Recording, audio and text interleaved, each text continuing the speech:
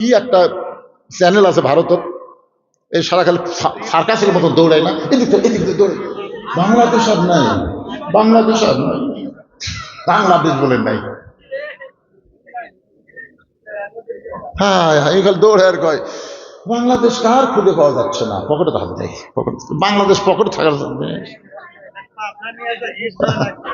এমন পাগলার পাগলা। আর সেই চ্যানেল থেকে আমাকে কতগুলো গুজব লিক। আরে পাগলা, এমন লোক বসাতে হাতি না বুঝতেছে। কোন সাংবাদিক জিজ্ঞাসা করছে এই বিপদ আপনি কোন দোয়া করতেছেন, এই পরিবার গেলে ওর নাম মনে হয়। ডোনাল্ড ট্রাম্প যখন আমেরিকার প্রেসিডেন্ট পাশ করলো তখন বাংলাদেশের এই গুজব লিখটা শুরু করলো। আমেরিকার প্রেসিডেন্ট ডোনাল্ড ট্রাম্প যে কোনো সময় ভারত থেকে হাসিনাকে এনে বাংলাদেশের ক্ষমতার বসাবে। ইউনুস পলানা রাস্তা খুঁজে পাবি রে। আজ থেকে 17 তারিখে, আজ যাচ্ছে কয় তারিখ, 27 তারিখ, 17 তারিখে একই দিনে ডোনাল্ড ট্রাম্প ইউনুসের কাছে 4 বার মোবাইল করে, 4 বার, কয়বার? আমি আপনার সাথে মিলেমিশে থাকতে চাই। ইউনুস কথা কয়নি, ইউনুস জানে তুই কিছুই করতে পারবি না। দুইটা নবীর নাম নিয়ে আমি বসে আছি, একটা হলো মোহাম্মদ আর একটা হলো ইউনুস। জোরে এখন কথা ঠিক না? মোহাম্মদ হলো হামাকের নবীর নাম, আর ইউনুস হলো সেই মাছের পেটের নবী, দাঁড় হয়ে গেছে। জোরে কর কথা ঠিক কিনা? তোরকে ডোনাল্ড ট্রাম্পের খাওয়া আছে? মাশাআল্লাহ, কিছুই না ভাইজান, আমাকে আল্লাহর শক্তি আছে, আছে না নাই? জোরে কর, আছে না নাই? ওদের ঈশ্বরের, ওদের ভগবানের, ওদের গডের কোনো পাওয়ার নাই। অথবা সবর, আমাদেরকে ধৈর্য ধারণ করা লাগবে, ধৈর্য ধারণ ইতিহাস।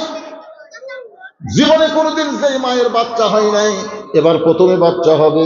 মেয়েটা প্রসব বেদনা বোঝে না, কারণ পেটের মধ্যে বাচ্চা হয়েছে, পায়ের তলে জান্নাত এটা জানে, মায়ের পায়ের তলে সন্তানের জান্নাত। আর একটা সন্তানের মা হবে, কিন্তু প্রসব বেদনার খবর তো মা জানে না। যখন প্রসব বেদনা শুরু হয়ে গেছে তখন মা চিল্লায় বলে বিষ খাবো, গলার দড়ি দেবো, এই জীবন আর আমি রাখবো না, আমি মরে যাবো, বিষ খাবো, গলার দড়ি দেবো। দাদি নানি দৌড়েছে, বলে পাগলি তুই কি বলতেছিস? বলে এমন ব্যথা আমি সহ্য করতে পারি না, এমন ব্যথা সহ্য করতে পারি না। দাদি নানি ধাক্কায় ঘরের মধ্যে নিয়ে যায়, ঠান্ডা পানির মধ্যে নরম কাপড় চুবড়ায় কপালের উপরে দিয়া বলে ধৈর্য ধর, সবর, ধৈর্য ধর। মা হবার গেলে কষ্ট সহ্য করা লাগবে। তুই মা হবি, তোর পায়ের তলে সন্তানের জান্নাত হবে, তুই মা হবি, একটু ধৈর্য ধর। এখন দাদি নানির কথা শুনে ওই নাতনি ধৈর্য ধারণ করে। এক সময় ধাত্রী এসে সন্তানকে যখন টানা শুরু করে, মনে হয় কলিজা ছিঁড়ে যাচ্ছে, রক্ত বের হয়ে যাচ্ছে, চিৎকার দিবার চাই। দাদি নানি কপালে চুমা, চিৎকার দিস না। রাস্তা দিয়ে মানুষ যাচ্ছে, রাস্তা দিয়ে মানুষ যদি শুনবার পায় যে তুই সন্তান জন্ম দেওয়ার সময় চিল্লাচিল্লি করিস, তোর ধৈর্য কম, একটু ধৈর্য ধর বোন, একটু ধৈর্য ধর। কপালে পানি দিয়া গালে চুমা দিয়ে ধৈর্য ধরায়। এক সময় মা বেহুশ হয়ে যায়, সন্তান প্রসব করে, ম্যা বলে সন্তান কান্দে। সন্তান কিন্তু ম্যা বলে কান্দে না, সন্তান মা বলে কান্দে। মা তুমি এত কষ্ট সহ্য করে আমাকে দুনিয়াতে ভূমিষ্ঠ করলে। সন্তানকে গোসল করানোর পরে ওই সন্তান মায়ের বুকের উপরে যখন দেওয়া হয়, সন্তানের দেহের পরশে মা কিন্তু আবার হুঁশ ফিরে পায়। মা যখন হুঁশ ফিরে পায়, ওই সন্তানকে হাত দিয়ে মুখের কাছে নিয়ে কপালে একটা চুমা খায়, সন্তানের মুখে চুমা খায়। দাদি নানি তিরস্কার করে বলে এর জন্য গলার দড়ি দিবার চাইনি, বিষ খাবার চাইনি, এর চুমা না দিয়ে ফাইলা দে। মা তখন বলে দাদি রে, সন্তান বুকে নেওয়ার পর এত শান্তি পাওয়া যায়, এই শান্তি মনে হয় জান্নাতের মধ্যে নাই। আমি সন্তানকে চুমো দিয়া আমার প্রসব ব্যথার সব কথা ভুলে গিয়েছি। এই বাংলাদেশে কত মানুষকে গুম করা হয়েছে, কত মানুষকে হত্যা করা হয়েছে, কত আলেমদেরকে শাপলা চত্বরে হত্যা করেছে।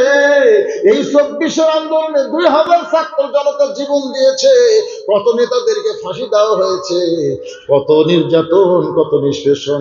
এ ধৈর্য ধারণ করার পর 5ই আগস্টে আল্লাহ তাআলা আমাদেরকে একটা সাময়িক বিজয় দিয়েছেন। এই বিজয়কে যদি ধরে রাখতে চাই তাহলে একদিন বাংলাদেশে কোরআনের শাসন আমরা দেখব। কলেমার পতাকা পথ পথ করে উড়বে, কলেমার পতাকা দেখব, আর অতীতের সব কষ্ট মায়ের মতো আমরা ভুলে যাব। সেদিন ষোড়শী নির্জন পথে যাবে, কোনো জন কটু কথা কবে না, পথে আর প্রান্তরে সম্পদের মোহে পড়ে ফোনা রাহা জানি হবে না। সবাই বলেন, যদি মেনে চলি কোরআন আর রাসূলের বিধান, সকলেই শান্তিতে থাকবে বাংলার আকাশে যেদিন কলেমার পতাকা দুলবে। এই দৃশ্য আমরা সকলে দেখতে চাই। আল্লাহ যেন কবুল করে। সকলে বলে আমিন।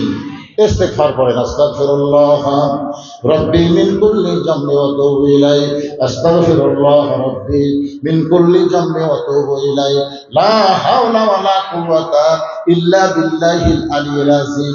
আল্লাহুম্মা সাল্লি আলা মুহাম্মদ, আল্লাহুম্মা বারিক আলা মুহাম্মদ। সকলে আল্লাহর দরবারে কায়মন হাতে 2 হাত তুলে হাত দেন, আমিন আমিন করবেন।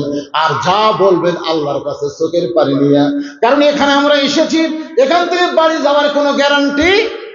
আজকের মাহফিল জীবনের শেষ মাহফিল হতে পারে, আজকের মোনাজাত আমাদের শেষ মোনাজাত হতে পারে।